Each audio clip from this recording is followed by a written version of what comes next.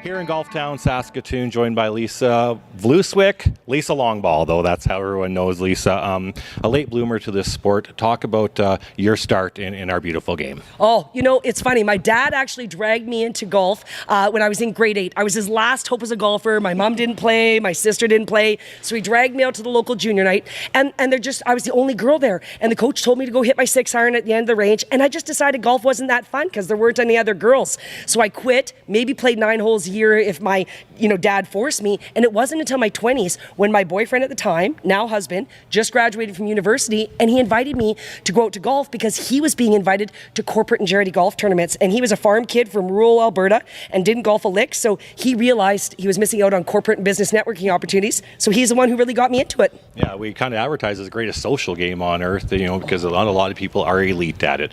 I guess you talked about a late bloomer. I think there was other sports and kind of led you into, because there had to have been some talent there because you got to the best in the world at what you do. Thank you. Yeah, it actually was. And so I was actually an elite, started off in gymnastics and went to trampoline and tumbling before trampoline was an Olympic sport. And I absolutely credit my background as a gymnast. It's balance, flexibility, power, strength, explosive speed, all transferable to golf. So really, when I started competing and I was a 30-plus handicap, couldn't break 100, I was still hitting it 80 to 100 yards past many of the ladies. And I credit my background in gymnastics to that. Yeah, no, that's all good for sure. And then I know you were a school teacher. I caught a little bit of your lesson here tonight that we're going to talk about. And you had to make a decision, and well, you made a decision, and now you're traveling across Canada teaching this game. Oh, it's so exciting. So yes, I think teaching is a vocation, a calling. So I love teaching, but then I discovered this weird freaky ability to hit a golf ball a long way. So I realized after I won my first national title and came top 10 in the world, I knew to be best in the world and try to win a world title, I couldn't have a full-time job, but I absolutely love teaching. And it was my husband who said, Lisa, you have a limited chance to be the best in the world at something. Do it. So here we are today. You partner with Golf Town in Callaway. You can give them a plug for sure. And I know there's a couple individuals in 47 stores across Canada, I believe. You've been to some. You've never been to Saskatchewan, I don't think, not for something like this.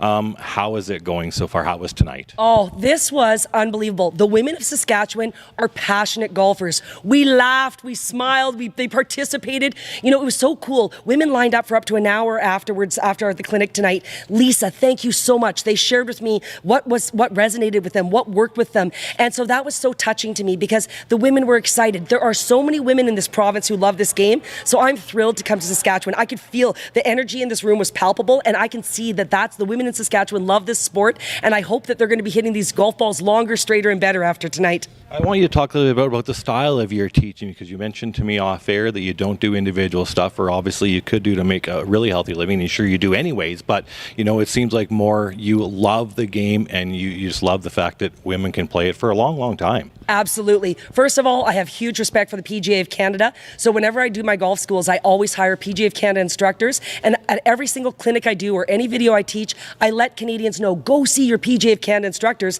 And at my clinics, my teaching style, I think because I was a school teacher, I'm very good at breaking things down into manageable chunks. And then I use what I've learned from all the wonderful PGA of Canada instructors that I have. And so yes, I want these women to know golf is that game. It's multi-generational. Last weekend, I played with myself, my son, and my dad. 3 generations. How many sports can you have that? It's outdoor, it's fresh air, it's active living, it's low impact. And for anyone who has kids out there, you get to do a game where devices are put away. There's no tablets, there's no phones. You're laughing and chatting and talking as a family. To me, there's no greater sport, and Saskatchewan is a wonderful place to play golf. Do you have any just stories, after you've done some clinics? It doesn't have to be a golf town. It could be anything you've done where ladies have come up to you and, told how much of an impact you made on their life. You don't have, I'm sure you have many, but is there any that just kind of just stick out to the top of your mind? Well, absolutely. Even just tonight, one of the ladies came up to me. So over the pandemic, I'm being a Golf Town ambassador. They said, Lisa, Canadians are golf crazy when, of course, the pandemic hit in March. So March, April, they said, Lisa, would you be willing to do some lessons like from your basement at home?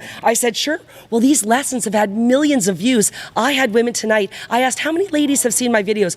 I would say 75% of the room put their hand up. And a lady came up to me and she told me, Lisa, I dropped my handicap by 5 strokes. But even in the last year or so since my videos, I'm having people, Lisa, I've added 30, 40 yards to my drive. Lisa, I had a game without any 3 putts. Lisa, I'm the best chipper now because of the flamingos. So just hearing the joy in their voice and how their scores have dropped and they're hitting it better, which gives them more enjoyment of the game, to me, that's everything. That's why I do what I do. Yeah. There's a lot of, I ask a lot of elite golfers, men and women, most women. Anna Young is here tonight. I've asked her the same question. Lots of ladies play golf. Tournaments will get 80 up to 100, right? But it's the competitive competitions that Golf Saskatchewan runs to get to the nationals and that stuff. We're at 9, 12. From your perspective, what can we do to try and get more playing into those high-level events? Well, I think, first of all, I think sometimes women are intimidated. I think they think, you know what, I'm not good enough. Women say to me all the time, I think it starts even at a corporate level. So we need to get that messaging out there for women in the workforce to say yes to those corporate and charity golf tournaments, because that's where it starts. For me, it was when I finally entered my first competition, and I thought, you know what, I can do this. So we need to introduce women to competition. But first, let's start in a fun and friendly way, and that could be those corporate and charity scrambles. And ladies say to me, well, Lisa, I can't hit it over 200 yards and I can't break 100. Heck, when in those scramble events, you don't have to be, but you have to start and to try. So I think the more we can introduce women into those fun, competitive environments, and then to get more serious. And the other thing is to start with some of the junior girls, starting with, so we need to get into the schools, and there's a Golf in Schools program. I know that Golf Canada and all the provincial associations do a great job of. I've purchased equipment for my son's school as well, because I also volunteer with Alberta Golf, because we have to give back to our local associations. But